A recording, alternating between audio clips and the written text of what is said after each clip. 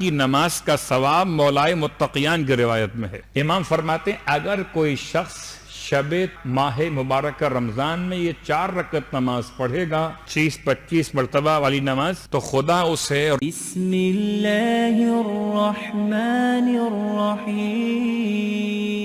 اور اس سے پہلے کہ سورہ مبارکہ حل عطا سورہ الانسان سے استفادہ کیجئے، اس سے پہلے روزانہ کوئی ایک ایسی نماز کا طریقہ اپنے درمیان ہم بیان کر رہے ہیں تاکہ شاید سامعین میں سے، شاید کے حاضرین میں سے کوئی اگر ایک اس نماز کی طرف متوجہ ہو جائے تو میرے لیے بھی اور تمام سامعین کے لیے بھی نجات کا باعث قرار پائے۔ کوئی ایک نماز نافلہ میں سے پڑھ لیجئے۔ کبھی اگر اب تک کوئی نماز نہ پڑھی ہو نماز نافلہ میں سے، تو میں خدا سے اپنے لیے بھی التماس کرتا ہوں کہ خدا مجھے بھی اور آپ کو بھی شوق عبادت نوافل نصیب فرمائے۔ فرائض تو ذمہ داریاں ہیں، وہ تو انسان کو انجام دینا ہی دینا ہے۔ اصلاً مسئلہ نوافل کا ہے۔ جیسے مجھے اور آپ کو شوق رہتا ہے کہ جو سیلری ملتی ہے اس کے علاوہ بونس بھی تو ملے، جیسے مادیات میں مجھے اوپر سے کوئی ٹپ چاہیے، بونس چاہیے، یہ سال میں کوئی اور بہانہ، چلیے چھوڑ سب بہانوں کو،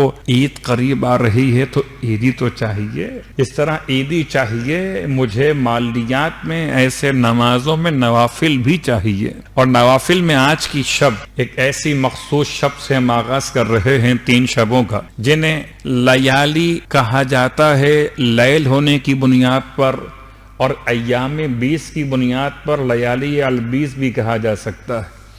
3 روشن دنوں کی 3 روشن راتیں، 3 روشن دنوں کی 3 روشن راتیں۔ ویسے تو کوئی رات روشن ہوتی ہی نہیں ہے، رات تو رات ہوتی ہے، اگر روشن ہو جائے تو پھر دن نہ کہا جائے اسے۔ رات تو وہی روشن ہے جو ذات سیدہ کی طرح انسان کی ہدایت کے لیے روشن۔ صلوات پڑھیں ہم تو ان 3 راتوں کی آج یہ پہلی رات ہے، خدا نے مجھے اور آپ کو نصیب کی ہے۔ امام فرماتے ہیں 3 مہینے کسی اور امت کو اس طرح سے عطا نہ کیے گئے جیسے اس امت کو عطا کیے گئے۔ رجب، شعبان اور ماہ مبارک رمضان، 3 مہینے، اور 3 مہینوں میں پروردگار نے 3 خاص راتیں کسی اور امت کو عطا نہیں کی جو اس امت کو عطا کی ہیں۔ شاید آپ کے ذہن میں سوال آئے تو مہینے تو پہلے بھی ہوتے تھے، مہینے تو پہلے بھی ہوتے تھے، اور 13، 14، 15 کی راتیں پہلے بھی آتی تھیں، تو ہم میں خاص بات کیا ہے؟ راتیں تو سب کے لیے آج بھی آتی ہیں، شب جمعہ سب کے لیے آتی ہے، تو کیا کافر کو شب جمعہ فائدہ پہنچاتی ہے؟ اور کیا مومن کا فائدہ شب جمعہ میں کم ہو سکتا ہے؟ جیسے کافر کے لیے آج شب جمعہ ہے، ایسے سابقہ امتوں کے لیے معرفت پر پردے پڑے ہوئے تھے۔ 3 مہینے ضرور تھے مگر معرفت کے ساتھ نہیں تھے، وہ 3 راتیں ضرور تھیں مگر معرفت کے بغیر تھیں، جو امام جعفر صادق علیہ السلام نے مجھے اور آپ کو سمجھائے۔ اور تیسرا جملہ 3 سورے، آپ فرماتے کسی امت کو خدا نے یہ خاص 3 سورے جو اس کے خزانہ قدرت سے متعلق ہیں۔ ویسے تو پورا قرآن خزانہ قدرت سے ہے، لیکن معصوم کی اور روایت نے تخصص بھی دیا ہے بعض صورتوں کو، ان میں سورہ یاسین، سورہ ملک اور سورہ توحید۔ سورہ یاسین، سورہ تبارک الذی بیدہ الملک اور سورہ توحید یعنی سورہ اخلاص، یہ 3 سورے، تو 3 مہینے، 3 راتیں اور 3 سورے۔ امام فرماتے ہیں بہت عمدہ ہے وہ انسان جو ان تینوں کو ایک ساتھ جمع کر لے۔ پوچھا گیا مولا یہ 3 ایک ساتھ جمع کیسے ہوں گے؟ مہینے، راتیں اور 3 سورے۔ فرمایا اس طرح جمع ہوں گے کہ رجب میں 2 رکعت نماز، شب 13، شب 14 4 رکعت نماز، شب 15 6 رکعت نماز۔ اسی انداز سے ماہ شعبان میں شب 13، شب 14، شب 15 2 4 6 رکعت نماز۔ ماہ مبارکہ رمضان میں، اور یہ آخری مہینہ ہے، اب یہ سلسلہ ان تینوں کے جمع ہونے کا کب آئے گا؟ یہ اگلے سال آئے گا۔ جو رجب تک زندہ رہے گا اس کو پھر نصیب ہوگا، خدا نے چاہا، صحت و عافیت کے ساتھ۔ تو ماہ مبارکہ رمضان کی 3 راتیں جو آج شروع ہو رہی ہیں، یعنی کہ 13ویں شب، 14ویں شب اور 15ویں شب، ان میں 3 راتوں میں 3 نمازیں، 2 رکعت، پھر 4 رکعت، پھر 6 رکعت۔ تو آج رات 2 رکعت والا مسئلہ، آج کی رات کے اعمال میں شیخ عباس قمی نے 3 باتیں بیان کی۔ ان میں سے پہلی بات ہے غسل، اگر جو کر کے آ چکے تو ماشاءاللہ و سبحان اللہ، جو نہیں کر چکے تو یہاں سے جانے کے بعد اگر طبیعت و صحت اجازت دے تو غسل کا ثواب ہاتھ سے جانے مت دیجیے گا، بیٹھے بٹھائے کچھ مل رہا ہو تو پھر آنے دینا چاہیے نا۔ تو اگر صحت و عافیت اجازت دے آپ کو تو آپ آج کی رات کے ثواب کو حاصل کیجئے۔ غسل نیت کیا ہوگی؟ نیت آج کی شب کی ہوگی، شب 13 ماہ مبارکہ رمضان، غسل بجا لاتا ہوں سنت قربتن اللہ، چونکہ روایت سے یہ ثابت ہے تو اس کو آپ رجا کے بجائے بنیت سنت انجام دیں گے۔ دوسرا مسئلہ، آج کے اعمال میں دوسرا عمل کیا کرنا؟ دوسرا عمل ہے 4 رکعت نماز 2 رکعت کر کے۔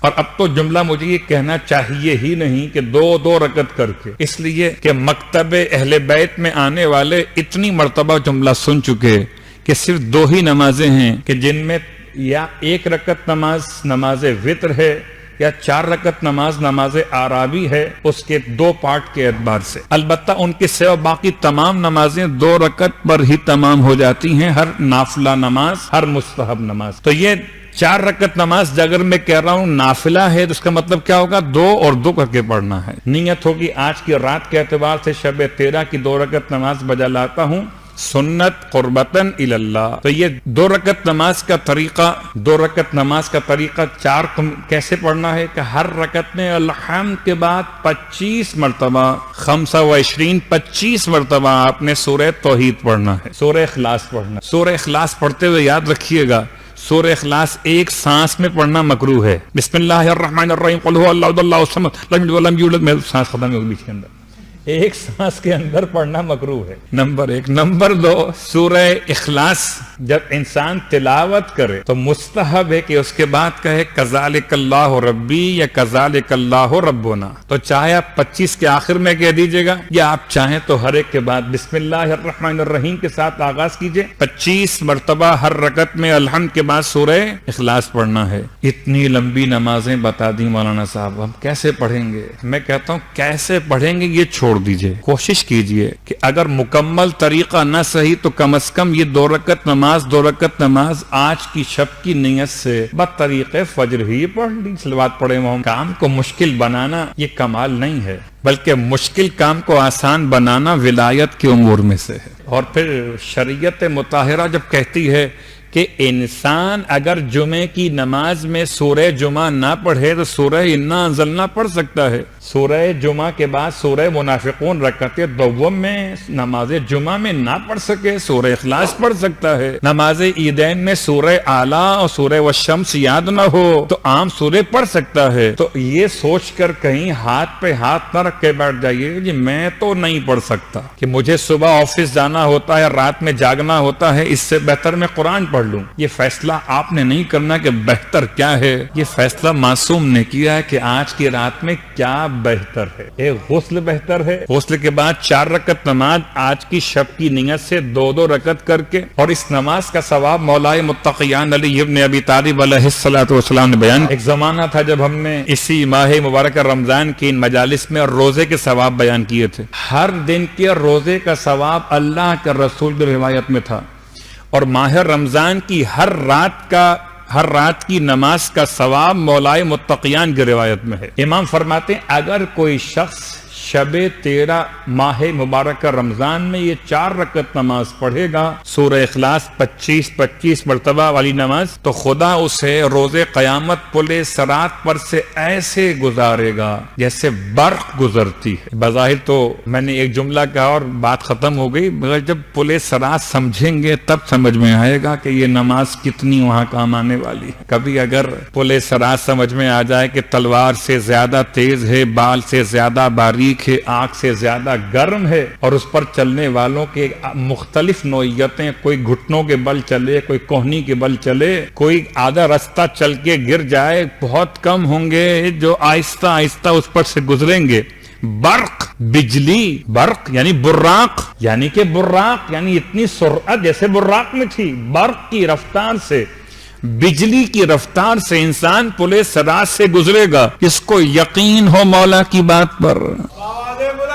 مولانا دنیا کے اتنے جھمیلے ہیں، آخرت کی کیا بات یاد دلاتے ہیں۔ دنیا تو ابھی ختم ہو جائے گی، مجھے بھی نہیں پتا اور آپ کو بھی نہیں پتا کہ اگلی سانس، اگلی رات، اگلی ساعت قبر میں آنے والی ہے یا گھر میں آنے والی، مگر یہ تو یقین ہے کہ جب اگلی سانس یا اگلی ساعت یا اگلی رات قبر میں آئے گی تو اس میں تو کوئی دو رائے نہیں ہے کہ گزرنا تو پڑے گا پلے صراط پر سے۔ تو 4 رکعت نماز، مولا کے الفاظ آپ نے ثواب سن لیا، اب ثواب سننے کے بعد شوق انشاءاللہ بڑھ جائے گا۔ 4 رکعت نماز آج کی رات، یہ شب 13۔ لیکن جو روایت امام کی ہم بیان کر رہے ہیں کہ ان 3 باتوں کو جمع کیجئے، 3 مہینے، 3 راتیں اور 3 سورے، اس میں امام فرماتے ہیں، امام جعفر صادق علیہ السلام کے الفاظ ہیں کہ اس روایت کی بنیاد پر جمع کیسے کریں گے؟ آج ہم 2 رکعت نماز پڑھیں گے اس وے میں، اس روایت کی روشنی میں، اس اعتبار سے 2 رکعت نماز، جن میں سے ہر رکعت میں الحمد کے بعد 3 سورے پڑھے جائیں گے، سورہ یاسین، سورہ تبارک الذی بیدہ الملک ایک مرتبہ، اور 1 مرتبہ سورہ توحید۔ یہ نماز بیٹھ کر بھی پڑھی جا سکتی ہے، یہ نماز کھڑے ہو کر بھی پڑھی جا سکتی ہے، یہ نماز لیٹ کر بھی پڑھی جا سکتی ہے، جو کہ نماز نافلہ ہے۔ اور اس نماز میں سورے کی تلاوت آپ دیکھ کے بھی کر سکتے ہیں، اس لیے مشکل نہیں ہے، البتہ نماز میں جاگنا شرط ہے۔ ایسا نہ ہو میں نے کہا لیٹ کے نماز پڑھیے اور آپ نماز پڑھتے پڑھتے سو جائیے، پھر کہیے مولوی صاحب اب تو ثواب مل گیا ہوگا۔ تو نماز میں جاگنا شرط ہے، کیونکہ عبادت میں وضو شرط صحت نماز ہے۔ البتہ مجلس میں سونے کی اجازت ہے، مجلس سو کر بھی ہو سکتی ہے، مگر نماز تو جاگ کر سلوات۔ تو آج کی رات کے 3 اعمال مکمل ہو گئے، غسل، 1 4 رکعت نماز اور 1 2 رکعت نماز۔ اب یہ آپ کا اپنا مسئلہ ہے کہ آپ اس میں سے کتنا حصہ ڈالتے ہیں۔ میں نے سارے اعمال آج کے بیان کر دیے، بھائی یہ اعمال سے بات کو آگے بڑھائیں۔ اور کل میں آپ کو 4 مکتب میں لیے گھومتا رہا اور آج مجھے 5 مکتب میں داخل ہونا ہے، اور مکتب میں داخل ہونے کے ساتھ ساتھ ایک مسئلہ توحید بھی شروع کرنے کا بہرحال مجھے حکم ملا ہے کہ آپ اس کو بھی مکمل کریں گے۔ تو توحید کا عنوان بھی شامل کریں گے فطرت کے پیغام کے ساتھ۔ ابھی تو ہم بات کر رہے ہیں انسان کی تلاش، انسان کون؟ انسان وہ کہ جو شکلاً انسان ہے، اس کی کتنی قسمیں یہ بات آ چکی۔ انسان کون؟ جسم انسان یا روح انسان یا عقل انسان؟ کون انسان؟ مکتب، ایک مکتب وہ جو کہتا ہے کہ انسان صرف اور صرف عقل کے عنوان کا نام ہے، عقل ہے انسان کی پہچان، اگر عقل نہیں تو انسان نہیں، حیوان ہے۔ بات تو بڑی درست لگتی ہے، لیکن کیا یہ مکتب اسلام کے مطابق ہے یا اسلام کے مخالف ہے؟ اگر میں کل آپ کو بات یاد دلا دوں، دہرا دوں، تو کیا واقعاً عقل کی تعریف کیا؟ چلیے پہلے ایک جملہ آسان کر لیں۔ عقل کہتے ہیں ہوشیاری کو، عقل کہتے ہیں چالاکی کو، عقل کہتے ہیں انسان کے فتین ہو جانے کو، لفظ سخت ہو گیا۔ عقل کہتے ہیں 2 نمبر پیسہ کیسے کمایا جائے، آف شور کمپنی کیسے قائم کی جائے۔ عقل کسے کہتے ہیں؟ کس جج کو کتنے میں خریدا جائے، یہ عقل ہے۔ یہ عقل نہیں ہے، بلکہ یہ دھوکہ اور فریب ہے۔ عقل کیا ہے؟ عقل کی تعریف 2 جملوں میں سن لیجئے۔ پہلی تعریف عقل یہ ہے، یہ بات یاد دلا دوں، عقل کا مطلب دماغ نہیں ہے، عقل کا مطلب دماغ نہیں ہے، دماغ ظاہری جسم کا حصہ ہے اور عقل کچھ اور صلاحیت ہے انسان کے لیے۔ کہتے ہیں کہ عقل کی پہلی تعریف یہ ہے کہ العقل ما عبد بہ الرحمن وقت سبا بہ الجنان، عقل اسے کہتے ہیں اس سے رحمان کی عبادت کی جائے اور جنت کو کسب کر لیا جائے۔ عقل وہ نہیں جو انسان کو خدا سے دور کر دے اور جہنم میں پہنچا دے، عقل وہ جو انسان کو خدا سے قریب کر دے اور جنت میں پہنچا دے۔ تو عقل مند کون ہے؟ جو خدا کا ماننے والا موحد ہے، وہ عقل مند ہے۔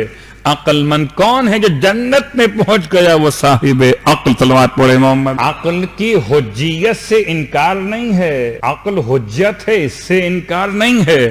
عقل کی بنیاد پر ہی اعمال لکھے جاتے ہیں، عقل کی بنیاد پر ثواب و عقاب کا مسئلہ ہے۔ جہاں عقل نہیں ہے، نہ ثواب ہے نہ عقاب ہے۔